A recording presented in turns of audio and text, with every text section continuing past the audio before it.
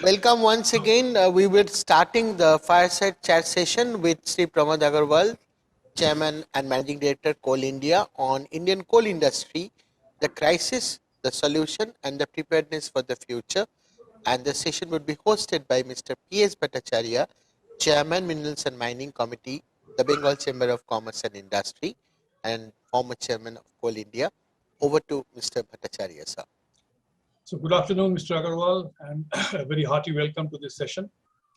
I know when we discuss coal, we can spend hours and days discussing. There are so many issues, but we will pick up only some of the critical ones. And our session time is somewhat limited. Your time is limited. So to go straight into the issue, see in the inaugural session, where the coal secretary was there and Mr. Shuthito Bhattacharya was also there, everyone spoke in one language, that what you did, what Coal India did in total collaboration with railways to avert a very major kind of energy crisis is laudable. That is for sure. So I believe that this could happen because of a very high level, high order of collaboration between Coal India and the railways. Do you think that this collaboration will sort of pave the grounds for even better collaboration in future? And because rail and coal has not been absolutely a very cozy kind of relationship all the time. Sometimes there are problems. But this time on, we really found an excellent degree of collaboration. Could you speak a little bit about what resulted in this kind of camaraderie, collaboration, absolutely working together, and as a result of which the crisis could be averted? You're on mute.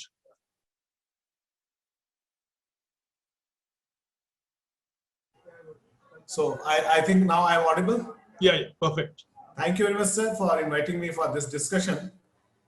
This collaboration was of very high level. This I must accept, and this was mainly because at the highest level, at political level, all the ministers were talking in single language, and they were saying that there is no point in criticizing who was at fault and who is not performing well. Let's take it in the manner that it is a suggestion to improve the thing and to meet this crisis. If railways would not have cooperated with us in the way they did, perhaps India would have faced a lot of crisis. And I think the credit goes to the ministers and the secretary and the chairman railway board. Once we made that at Talcher there is not adequate wagons are moved, railway board chairman himself traveled to Talcher and ensured that all the coordination work are done. And I think with this attitude, in future also we will be able to avoid any crisis. We are taking up projects which are low-lying fruits. At the same time, railways are taking up the projects which they can complete in a short duration, so that in crisis wagon movements etc. can be done very easily, like small signaling in some sectors, like laying some small lines so that rakes movement become easier. All these things are being done on emergency basis. And the way we have collaborated, I'm quite sure in future also we will see slightly higher level of collaboration, and we would be able to meet the demand of the nation. So I find you have given credit to everybody except yourself. Maybe the coal companies deserve a lot of credit. I mean, they must have done a sort of a hero's job in trying to produce more coal, load more coal. Yes, that's right. Coal companies, without their production, especially the way MCL and NCL have performed, is just beyond my imagination. And added to that, we had a stock of about 100 million ton, which helped us in moving that coal when the crisis was there. You understand that production of the coal and bringing it to siding is more difficult job in rainy season, not the loading. Loading, etc. also becomes tough, but that part is almost impossible to do. So since we had stock at the pit heads, we could move it to the sidings, and then everything helped. And I think all my CMDs worked very hard round the clock, and they ensured that coal is made available at sidings, so that there is a perfect coordination between availability of coal at siding and the rake movements. Absolutely fascinating. But a follow-on question to this is that, you see, you had the advantage of a 100 million ton opening stock. which you could draw upon and meet the requirement. The offtake was far more than the production increase. The incremental offtake was about 54 million tons between April and till date, whereas the production increase is about 20 million tons or so. So you could draw down on the stock. Now, going forward, you have done an uphill task, but going forward, I believe that the task is going to be equally, if not more, uphill, because you have to now build up your own stocks. That has to go up to face the next rainy season. Your stock at the powerhouse end, which is now about 9 days, has to further go up to maybe 16, 17 days or 18 days, whatever. And in addition to that, you have definitely a backlog of coal supplies to other than power, because naturally in such a situation, you will be focusing mostly on power utilities. So there will be a backlog. It is sort of obvious. So that backlog will also have to be met. Like, for example, aluminium, your captive power producers and other consumers of coal. Also the e-auction coal, which is basically critical for the brick sector. They take all the coal from there. So what are your plans to augment all these requirements in addition to meeting the, of course, you are having good months now. So do you think that this is again going to be sort of manageable with collaborative efforts, or there will be some challenges? Do you visualize any challenges in this? See, there is no challenge till March next year, but I am foreseeing that there can be problem in next July and August if we don't increase our production significantly. We have increased our production, but as you mentioned that the production increase is in the range of 5%, which is about 21 million ton, whereas the dispatches have increased up to 54 million ton. But there are three things involved in this. First thing is 100 million ton is not something desirable stock level. This desirable stock level is 70-75 million ton. There were many factors this time which compounded the problem. One was COVID, second extended rainfall, third was low stock at the powerhouses, and fourth increase in coal at in international price. If all these factors again affect, then perhaps there will be problem. But that probability to me seems slightly low. But secondly, the way we are increasing our production and dispatching, I personally feel that at powerhouses, the stocks will be higher than 40 million ton, definitely in the range of 40 to 45 million ton. So that gap will be there, this will be there, that cushion will be there at powerhouses. And as you know, in February, March, we ramp up our production significantly. So in February, March itself, perhaps we will be able to increase our stock to 30 to 40 million tons. So I feel that there will be a stock of 70 million ton at our end and at 40 to 42 million ton, 45 million ton at powerhouse. But one thing remains, and that is meeting the requirement of NRS. Two captive power plants, we have not restricted or regulated coal supply till now. There has been some phase in which there was some low supply, but I'm trying that to CPP or to the aluminum factories, etc. We should keep on supplying coal, because if we stop there, they will start purchasing from the market. So the net effect will be the same. So we have tried to supply them, but to other sectors, and especially our e-auction, if our production does not increase, then perhaps we will have to face some challenge. Another thing that is happening in last 3 or 4 months is imported coal has reduced substantially in the market. So the plants or the industry which were not linked to this Coal India, and another chain of those power plants which are located on the coastal areas and which are based on imported coal plant, they have stopped production significantly. So that burden has come on us. So I have to get the production increase substantially. We have tried, and I am quite sure that NCL, MCL, WCL, we will be able to increase the production. These are the main three companies. CCL and BCCL also have shown quite a good increase, and CCL, the problems are getting resolved. So in this month, their production may reach a level of 2.5 lakh ton per day, and if we reach that level, it will significantly solve the problem. But one problem remains in ECL, and that is Eastern Coalfield Limited.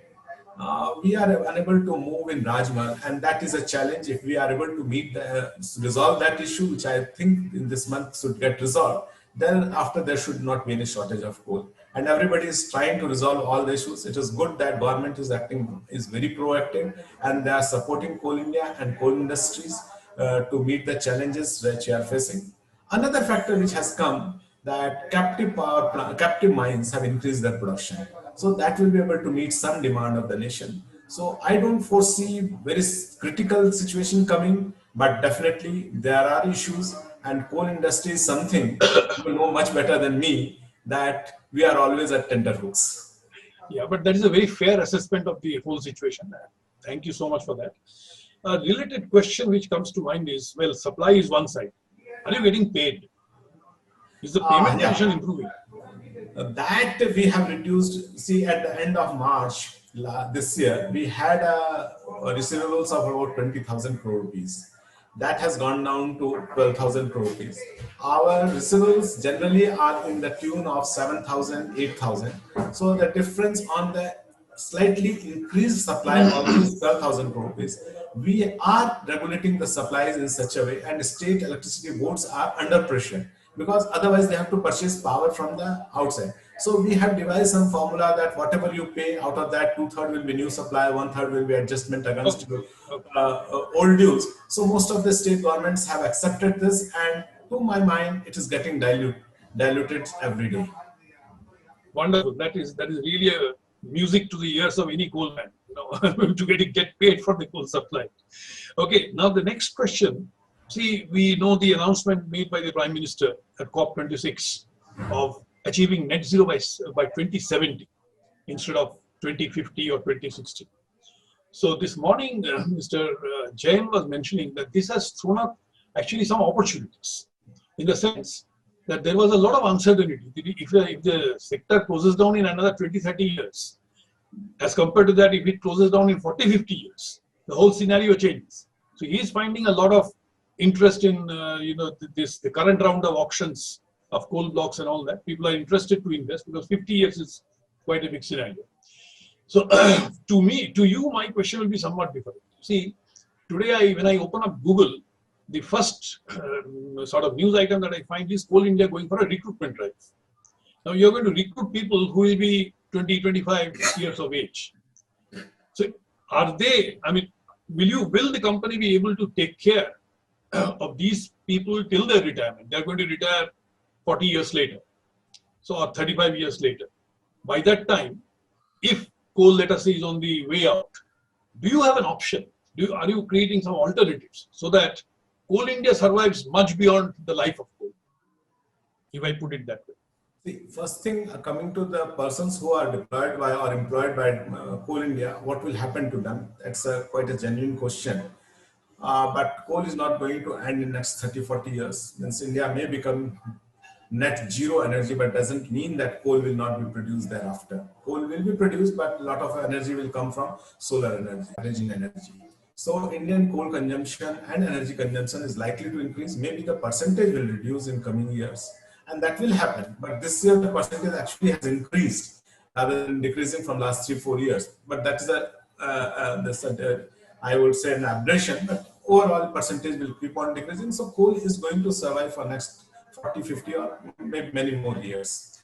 But its importance will get reduced, and slowly our manpower is also getting reduced. We are not inducting as many manpowers as they are retiring, and engineers, because we are short on that as of today, and we will be short for them in coming many years. These engineers are better trained engineers, and for them, retraining is something with which they can do anything. To be able to install 3,000 megawatt of energy, solar energy. If we proceed in that line, we can invest much more, and then that will become a sustainable source of income for Coal India. Secondly, we are looking for any work where the mining is involved. Like we have applied for aluminum mines, bauxite mines in Odisha. And if we get that, we can install Laguna right now, then aluminum smelter plant, etc. We will have to diversify and look for some opportunities where the returns are good.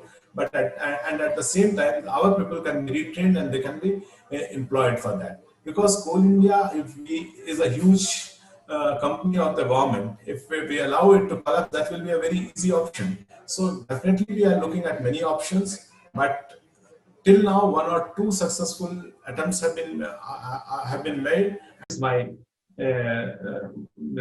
what's the thinking of the company at this point of time. Excellent. I think that's the right thing to do. Now, getting back to coal for the last question. What about 1 billion ton? Because that buzzword doesn't die. It remains. 23, 24 is difficult. It can be achieved in 24, 25 or 25, 26. But it will largely depend on what is the demand. You cannot stop coal. Last year, we could have increased our production by 10 to 15 million ton extra if we had space to store. We stopped 100 million ton. One cannot stop more than 100 million ton, and a lot of that coal has become, quality has deteriorated over this year. And we are trying to just ship out those that coal on priority basis before the next production increase. So that is some problem with coal. Coal cannot be stored. But if there is a demand, we have laid down. We have planned in all the aspects of it. We have identified where are the FC's requirement, what are the EC requirement, what are the contracts that should be signed, where are the land that has to be acquired. So we are working on that. But a major investment will come only if that demand is shown. I don't know what will happen next year. But do you think the complementary production from the commercial mining sector, because that will also come to some extent at least by that time, will it sort of get into Coal India's market to some extent, and will that contain or rather restrict Coal India's ability to? And if somebody takes away 50 million ton, to that extent my demand gets reduced. But that demand and that production level is still very, and if the power demand comes, these people will just run away. That we have to give 20 to 25 million ton extra coal for that. Perhaps we would have sold that coal at least at the NRS rate, which is 20% higher. So that is the constraint of being a government company. There are many advantages, but for a government company, when the need of the government or when the need of the nation comes, it gets priority over anything else. So, but the good point that you mentioned is that the approach towards 1 billion will factor in the demand growth as well. It will not be a automatic process of ramp up without looking at demand. Definitely, you factor in demand, and if the demand is there, then you will produce. I think that's a great point. Absolutely great, Mr. Agarwal. I mean, it was very nice talking to you and getting your insightful comments on all the issues that we have discussed. Thank you so much. We would like to host you in more occasions in future. Maybe not like this, more physical. It will be my pleasure to be with you, and it will be a pleasure to discuss with you, because your discussions are always enlightening, and it helps me in developing perspective of coal industry, because I am slightly new in the industry. And thank you very much for inviting me, sir. Thank you. Thank you so much. Thank you. Thank you, sir. We are honored for your kind presence with us. With this, we end this session. Thank you. Thank you to Mr. Bhattacharya also. Thank you. Thank you. Thank you, sir. Thank you. So we will be joining, we will conclude this session. We'll be joining exactly after around 3 p.m. Till then, stay tuned with us. Thank you. Thank you. Yeah, sir. Good afternoon. Good afternoon. Good afternoon, sir. Okay.